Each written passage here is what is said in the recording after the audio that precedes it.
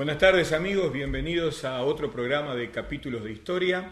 En el día de hoy nos acompaña el profesor, periodista, historiador argentino Eduardo Nocera, un hombre joven que ha realizado un trabajo realmente fantástico, el Plan de Operaciones en Marcha de la Junta de Mayo, donde trata fundamentalmente el papel que cumplió Moreno en ese inicio del proceso revolucionario.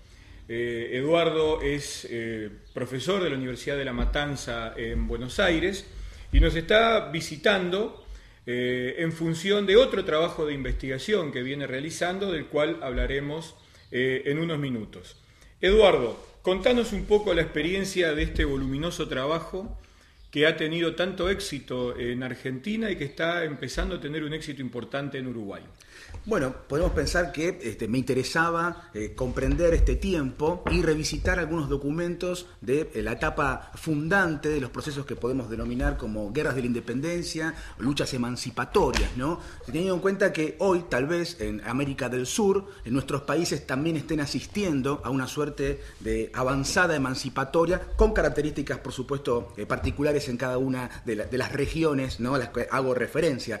Y dentro de esta batalla cultural o batalla de ideas, en la cual entiendo yo América del Sur está situada hoy por hoy, era interesante entonces comprender que al principio de los procesos revolucionarios que dieron finalmente, luego de un montón de otros pequeños intervalos o paréntesis, ¿no?, a la conformación de las organizaciones nacionales, la posibilidad de entrever si había proyectos societarios en competencia, o si definitivamente había determinados destinos manifiestos que en los primeros albores de la revolución, en este caso de Mayo, de este proceso independentista, ya designaban que la Argentina, por ejemplo, estaba de alguna forma designada, ya sea por división internacional de trabajo, por una estrategia geopolítica, etcétera, a convertirse en un polo agroexportador, ¿no?, y a no pretender realizar procesos de soberanía popular, de autonomía e independencia política, económica, ¿no?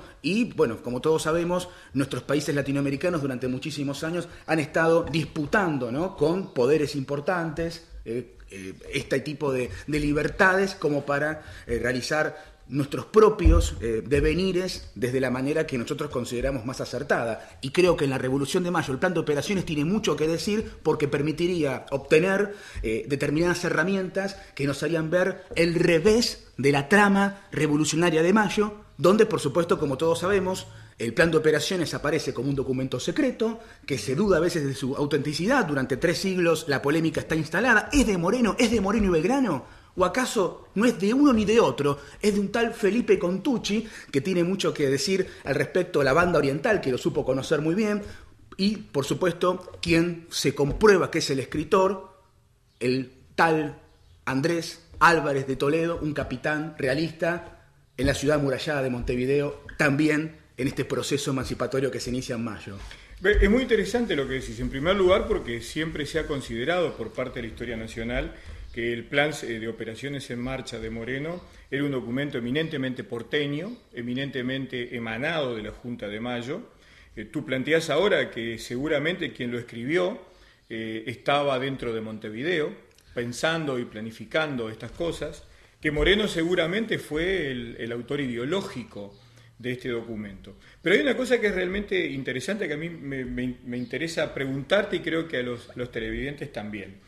¿Cómo entra la figura de José Gervasio Artigas en el documento de Moreno? ¿Es una figura que ingresa al documento con posterioridad a la batalla de las Piedras, ya siendo Artigas un individuo con un liderazgo político-militar que empieza a ser reconocido? ¿O en realidad Moreno y sus informantes, Felipe Contucci, proporcionan los nombres de Artigas, de los hermanos de Artigas, de los parientes de Artigas y de algunos otros, para ser los hombres claves en el proceso del ejército oriental? Sí, digamos que habría que reiterar estas dos posibilidades. ¿Es de Moreno o es de enemigos de Moreno y enemigos de Mayo.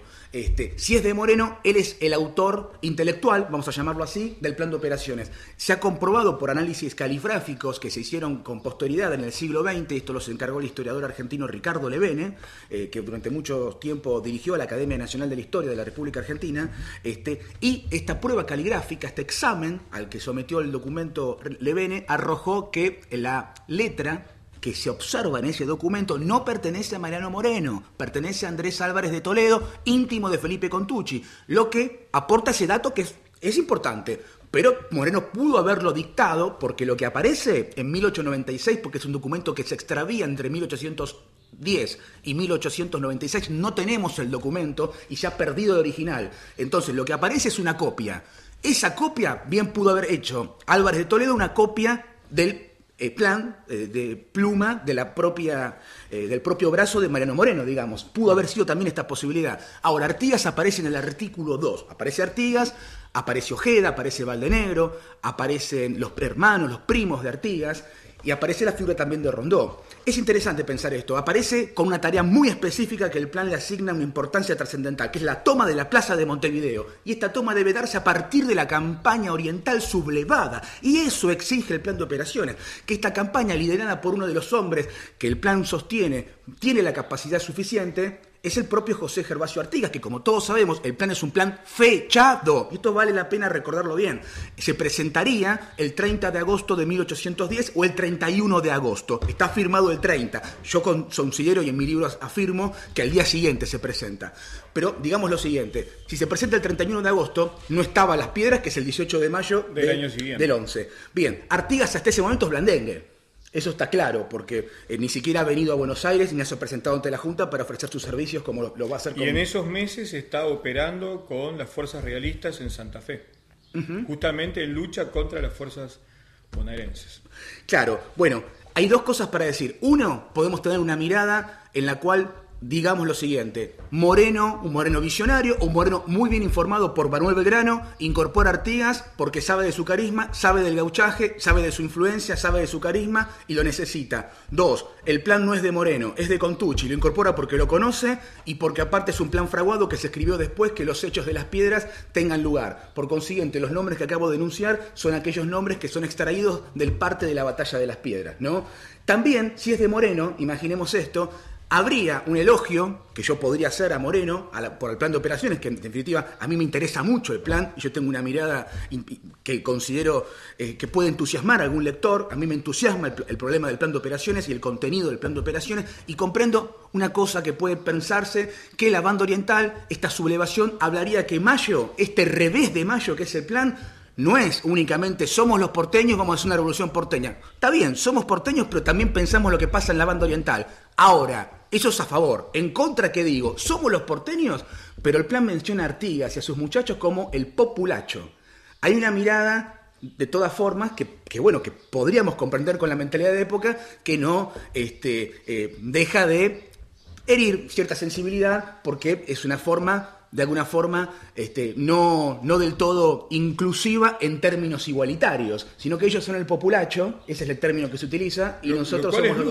Lo cual es lógico porque la mirada de la Junta de Mayo no deja de ser una mirada patricia, y la banda oriental no deja de ser un territorio subordinado, y por lo tanto Artigas como blandengue, y también posteriormente como empleado de la Junta de Mayo, va a tener esa visión de segundo o de tercero dentro de una escala militar y administrativa.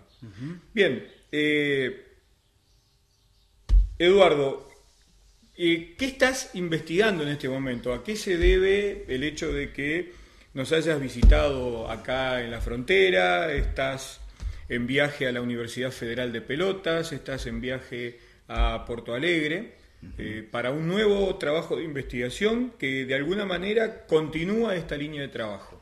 Sí, estoy ocupándome de analizar el ideario artiguista, por supuesto el ciclo histórico, pero de 1811 a 1820, pero también aquellas cuestiones vinculadas a una praxis política, ¿no? que considero muy importante, que interpreto, tienen que ver con la revolución social, de así la puedo denominar en principio como hipótesis, que tiene una circunstancia muy propicia para realizarse a partir de la emergencia de este enorme caudillo y con quienes logra obtener ese sujeto revolucionario, ¿no? Que como sabemos está compuesto por indígenas, por zambos, por mestizos, en fin, por la africanía, por gauchaje, ¿no? También por algunos europeos, por supuesto, por criollos, claro está, ¿no?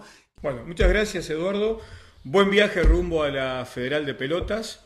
Amigos, el próximo lunes nos encontramos con una nueva edición de Capítulos de Historia.